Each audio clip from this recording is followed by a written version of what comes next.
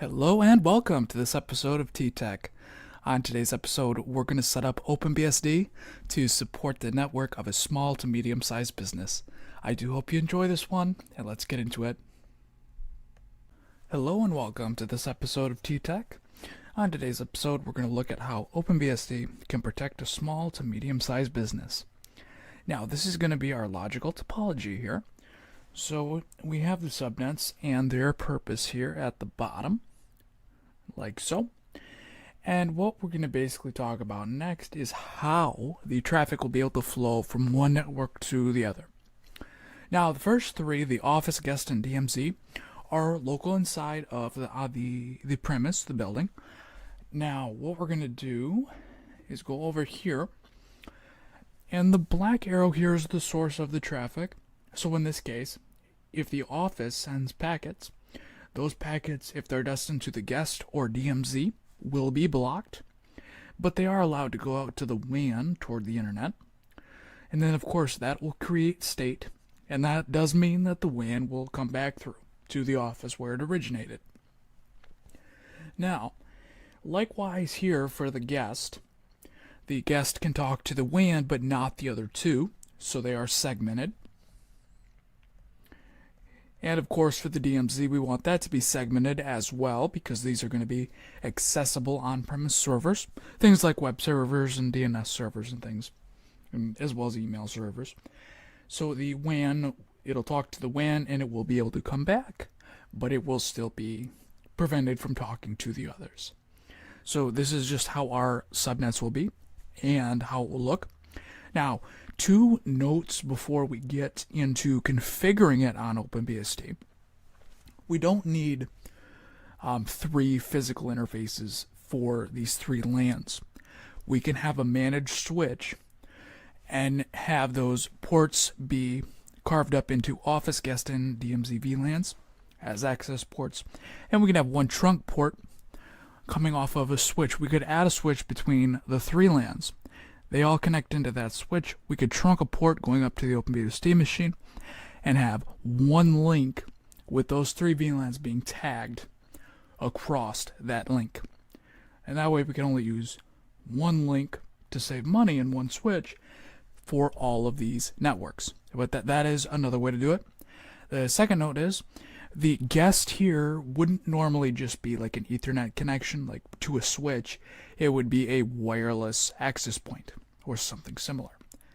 So those are our two notes there, and in a second we're going to go into the OpenBSD machine and start setting all this up, so I will see you there. Alright, we're now on our box, and the first thing we're going to do is log in as root. So just log in with the root user and the password you gave it. Now after this, I'm going to run ifconfig, and since I know I have Intel-based network cards, we're going to grep, so search for the letters EM, since that's the driver name that we have for OpenBSD. Now EM0 is going to be the office LAN, EM1 is the guest LAN, and EM2 is the DMZ, and then of course EM3 is the WAN. So how we set these up again is in etc hostname dot and then whatever the interface name is. So we'll start with etc hostname dot em0. We're going to put init for an IPv4 address, and that address is 192.168.10.1, and then our mask comes after this with a /24. And after that, we'll configure the em1 file. And then this one is 192.168.20.1 with a /24. Alright. And now we're going to do EM2.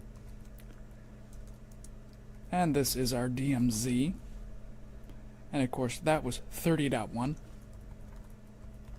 with a /24. Alright. And lastly, we'll do our WAN connection. And we'll do DHCP for the WAN connection. Alright.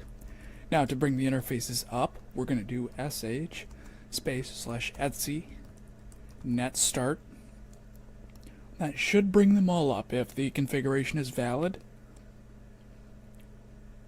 Okay, got an address and everything. So we'll just quick verify each one, and everything is looking good. Okay, everything is okay now. And at this point, let's just do a quick ping.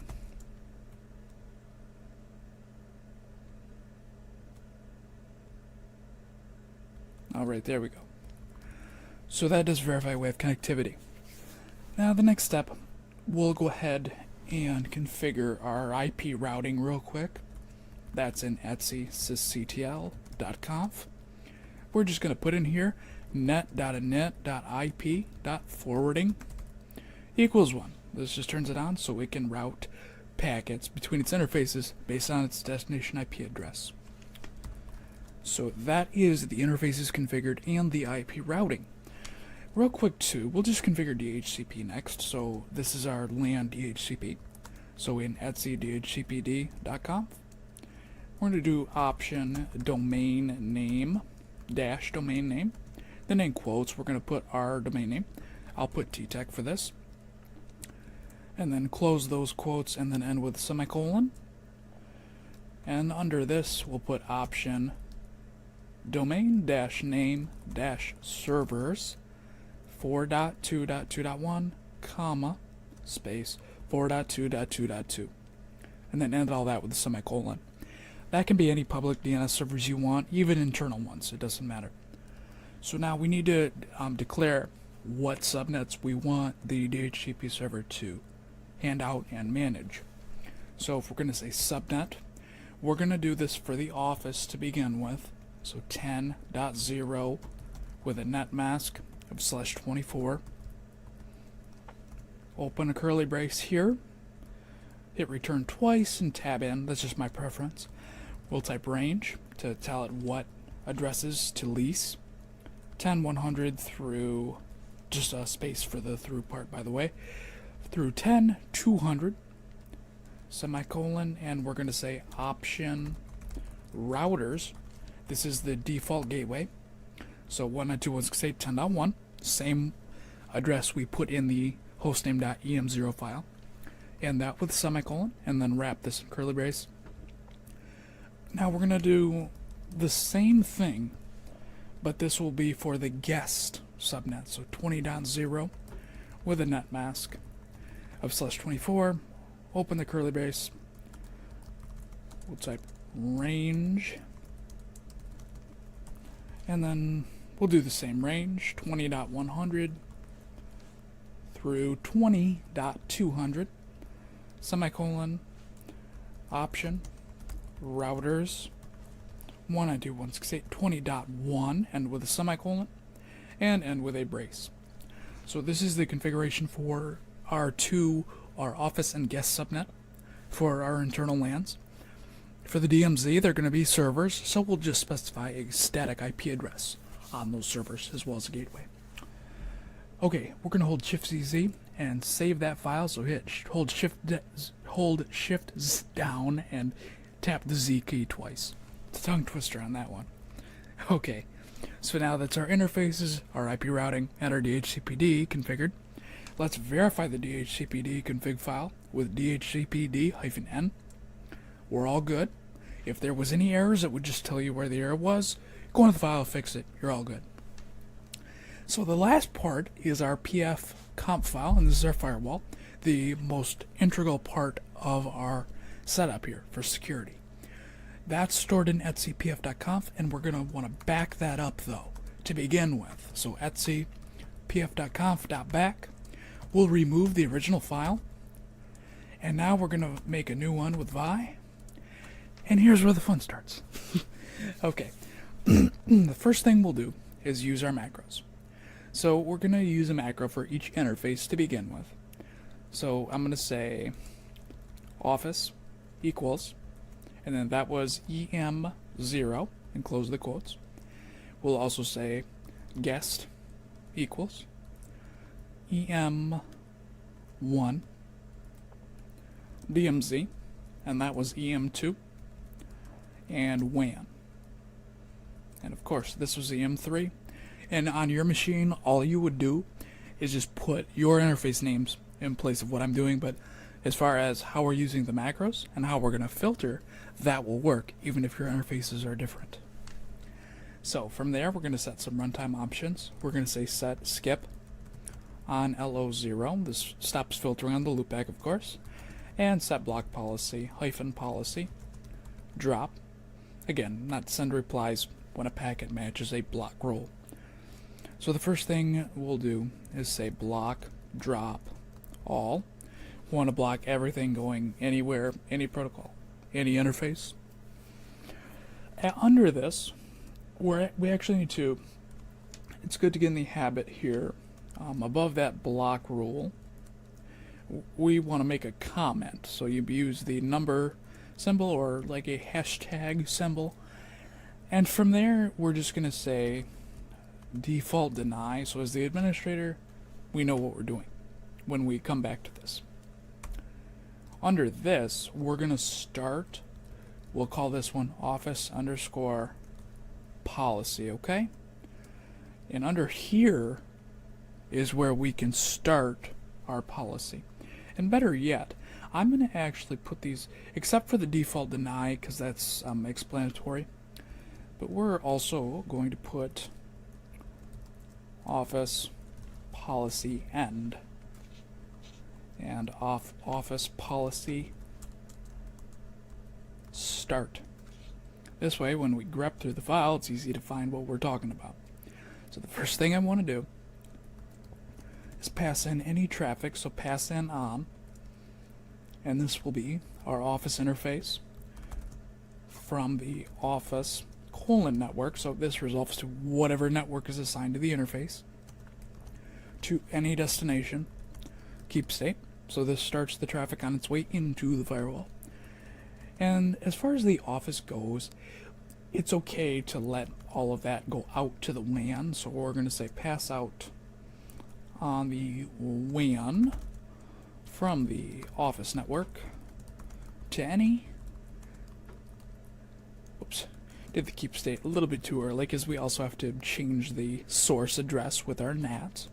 So in parentheses after NAT-2, we're going to use our WAN macro. Alright, and keep state. So again, that just changes the source, so it's one public IP address. And we're going to say, I'm sorry, not pass. We'll go back up to the top here. Well, actually, let's see. We're going to pass in and pass out. That is all we need for the office policy. Alright, so that's our office policy done.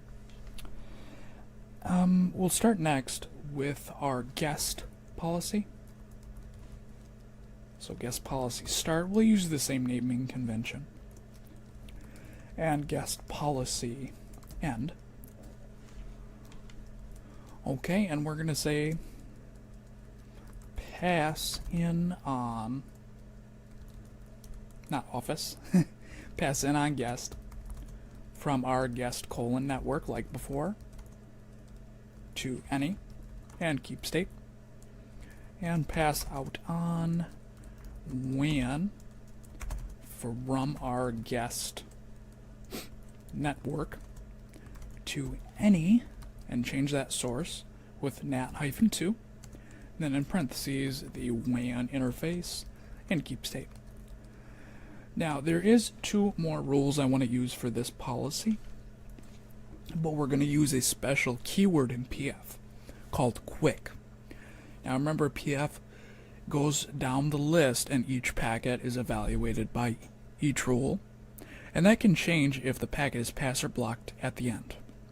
If we use quick though, it stops the processing right at that matched rule that had quick in it. So we can do different things with the packet. We can bypass the rule set's logic a little bit. And you'll see why it's important just in 1 second. We're going to say block block in. Well, we'll say block quick on guest if it's from the guest network to the office network, or if it's the guest from the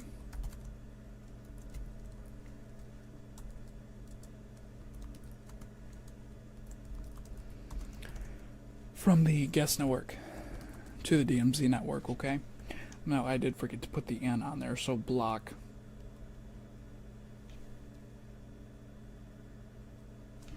in on quick.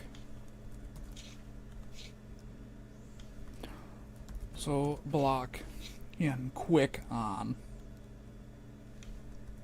and block in quick on. So essentially, if the guest is going in on its own interface, sourced from the guest network to the office or DMZ, it's going to be blocked. But we're bypassing it because down here it would have normally been accepted.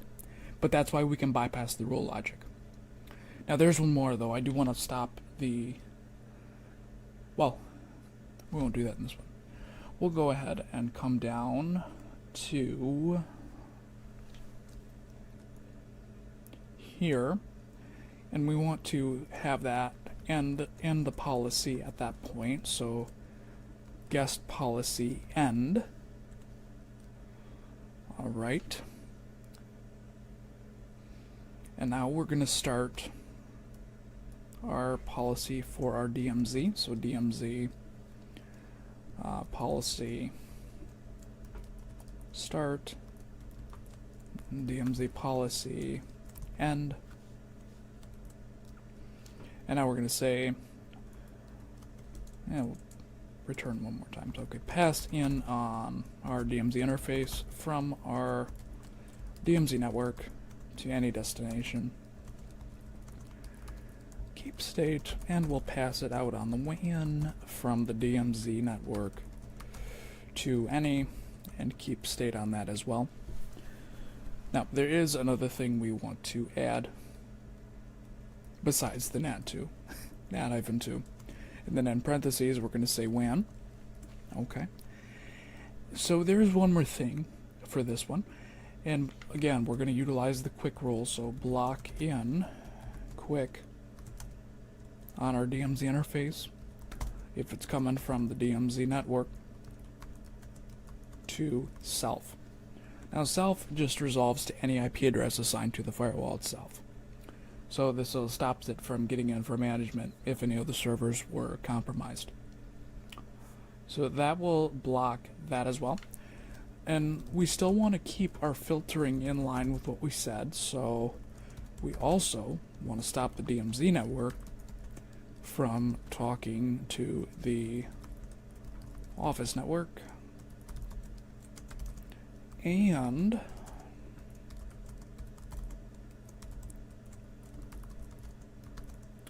the guest network. Okay, so that'll stop those conversations from happening. And there's also a certain thing up here on the guest policy we're going to do. We're going to do the same thing for the block in quick on the guest from the guest network to self. But we're also going to bypass that for certain traffic because we also need to let the guests get addresses with DHCP. So to do that, we're going to say pass in quick on the guest interface net proto UDP, as long as it's coming, well, from any, because it's still, they don't have an address yet, from any to any, as long as the port is 67 for the DHCP server port. Okay, so with that quick though, that'll bypass the self rule, okay? Otherwise that would drop all that traffic. So that should be all of our policies we need. Now we have guest policy down there. Should be DMZ policy. DMZ policy end. Just delete that line then. Okay. The last thing we need to do is allow the firewall itself to be able to talk to the internet, because we want the firewall to be able to do updates and things like that. So to do that, we'll just say firewall policy start and we'll just say pass out on the WAN from the WAN network to any destination and keep state. And of course, you could say like local firewall policy or something a little more descriptive than that, but the idea is to have it organized with the comments. So again, up here we have all of our interfaces and their macros, the policy for the runtime options. This is our default deny. Then our office policy, we're just passing in the traffic on the office interface, as long as it's coming from their network to any. And then we're passing out on the WAN from the office network to any, but changing the source to the WAN address. And that's all the office has. So the office is really going to be the part where you'd manage this firewall, things like that. And you can very easily add another interface or add another VLAN for the management as well. So the guest policy is we're passing in the traffic on the guest interface. That is DHCP server traffic, but we're bypassing the rule set with the quick rule. Okay, we're blocking anything from the guest network going to the office, the DMZ, or this firewall itself. But again, we have to use the quick keyword. Otherwise, the last matching rule that changed the evaluation of the packet would be this rule, and it would allow it to route to the office network, the DMZ, the firewall, everything like that.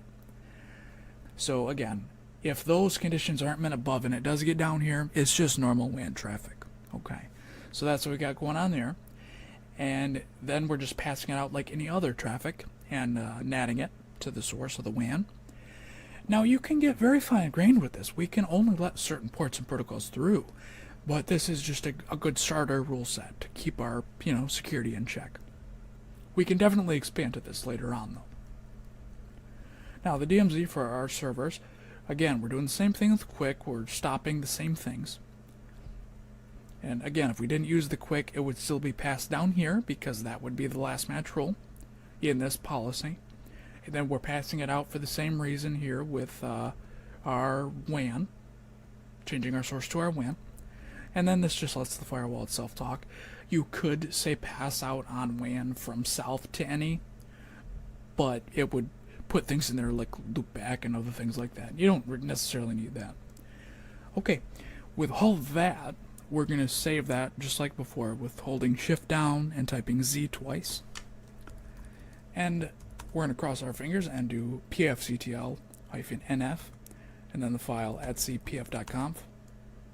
Alright, I didn't make any syntax errors, but just stop. That's how the file goes together. To load this, we're just going to say pfctl-f at cpf.conf, and to view them, we're going to say pfctl-sr, and that is our huge rule set. You can see though, those macros make it so much easier to go back in the file later and be able to, figure out what you meant to do at a later date. So as you can see though, we can still ping. We can still ping because it will match that rule for the external network.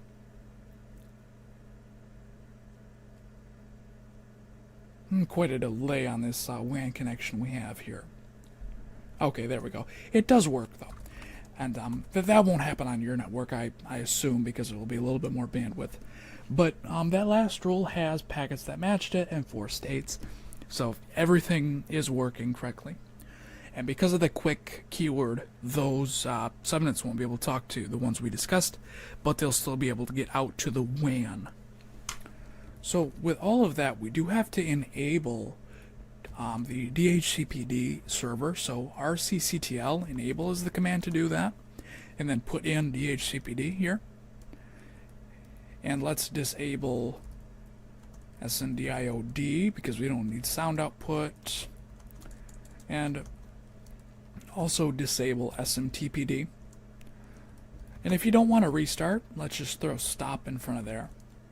we can stop those two services.